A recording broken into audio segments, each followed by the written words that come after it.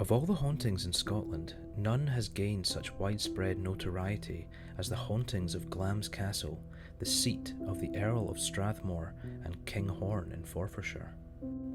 Part of the castle, that part which is the more frequently haunted, is of ancient though uncertain date, and if there is any truth in the tradition that Duncan was murdered there by Macbeth, must, at any rate, have been in existence at the commencement of the 11th century. Of course, extra buildings have, from time to time, been added and renovations made, but the original structure remains pretty nearly the same as it has always been, and is included in a square tower that occupies a central position and commands a complete view of the entire castle. Within this tower, the walls of which are 15 feet thick, there is a room hidden in some unsuspected quarter that contains a secret, which is known only to the Earl, his heir, and the factor of the estate. In all probability, the mystery attached to this room would challenge but little attention were it not for the fact that unearthly noises, which at the time were supposed to proceed from this chamber, have been heard by various visitors sleeping in the square tower. The following experience is said to have happened to a lady named Bond. I append it, more or less, in her own words.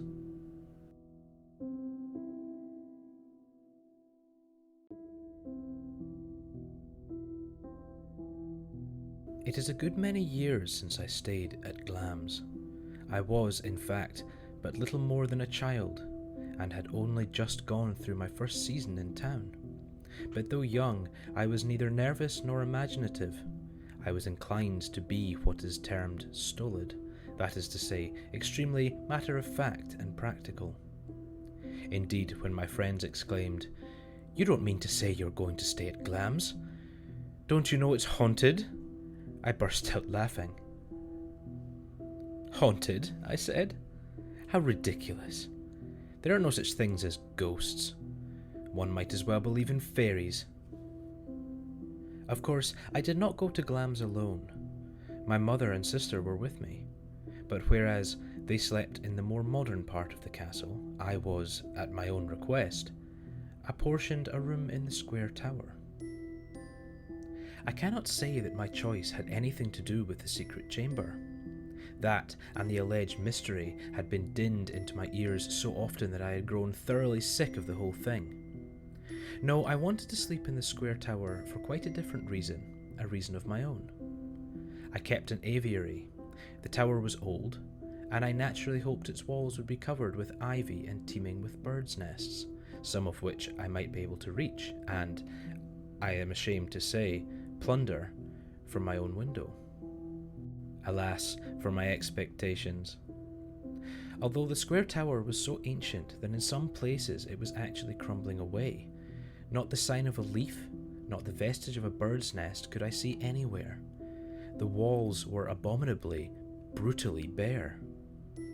However, it was not long before my disappointment gave way to delight, for the air that blew in through the open window was so sweet, so richly scented with heather and honeysuckle, and the view of a broad, sweeping, thickly wooded grounds so indescribably charming that, despite my inartistic and unpoetical nature, I was entranced as I had never been before, and never have been since.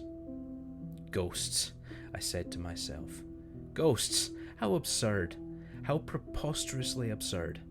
Such an adorable spot as this can only harbour sunshine and flowers.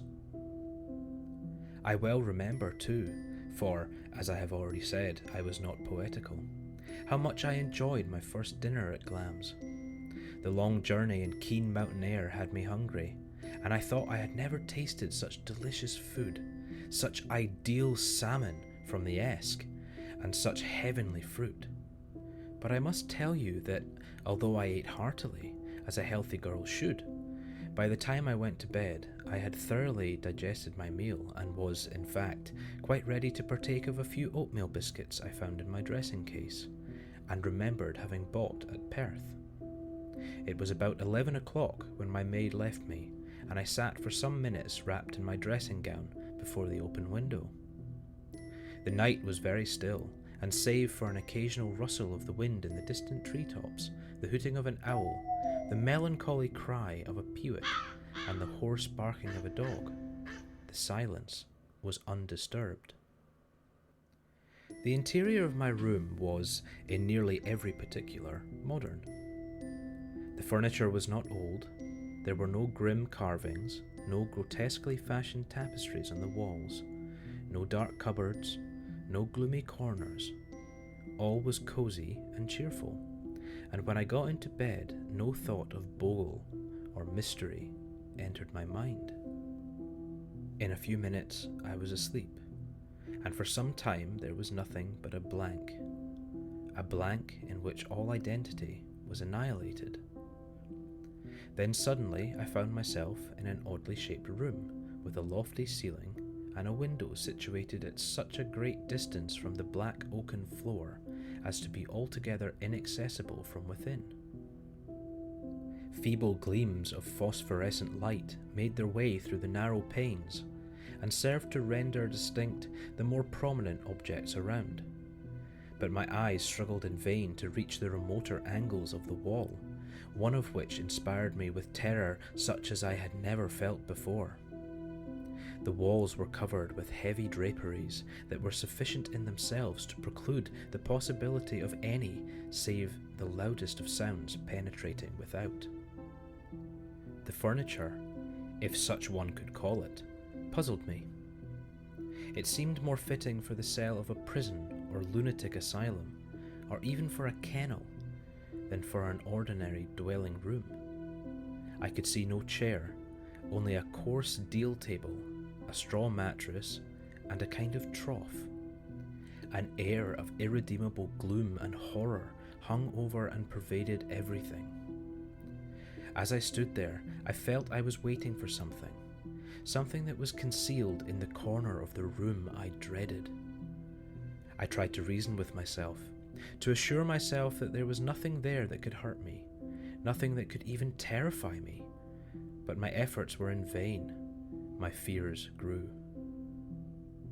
Had I had some definite knowledge as to the cause of my alarm, I should not have suffered so much. But it was my ignorance of what was there, of what I feared, that made my terror so poignant. Each second saw the agony of my suspense increase.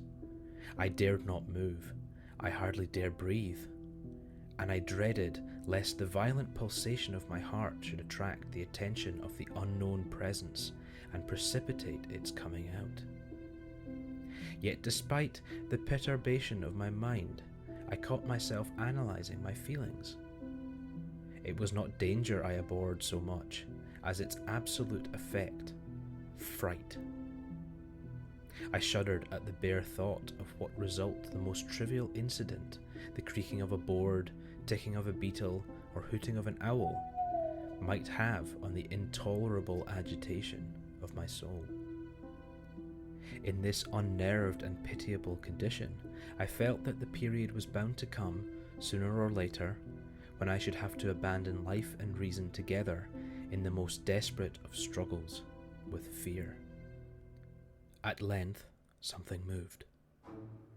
An icy chill ran through my frame, and the horror of my anticipations immediately reached its culminating point. The presence was about to reveal itself.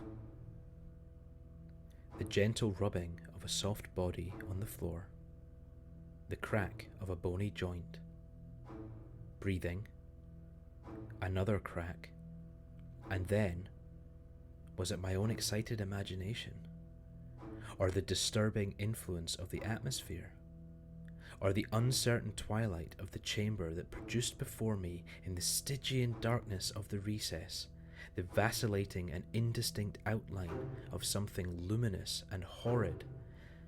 I would gladly have risked futurity to have looked elsewhere. I could not. My eyes were fixed. I was compelled to gaze steadily in front of me. Slowly, very slowly, the thing, whatever it was, took shape. Legs, crooked, misshapen human legs. A body, tawny and hunched. Arms long and spidery with crooked, knotted fingers. A head, large and bestial, and covered with a tangled mass of grey hair that hung around its protruding forehead and pointed ears in a ghastly mockery of curls. A face, and herein was the realization of all my direst expectations. A face white and staring, pig-like in formation, malevolent in expression. A hellish combination of all things foul and animal, and yet withal not without a touch of pathos. As I stared at it, aghast, it reared itself on its haunches after the manner of an ape, and leered piteously at me. Then, shuffling forward, it rolled over and lay sprawled out like some ungainly turtle, and wallowed, as for warmth, in the cold grey beams of early dawn. At this juncture, the handle of the chamber door turned, someone entered, there was a loud cry, and I awoke. Awoke to find the whole tower, walls and rafters, ringing with the most appalling screams I have ever heard.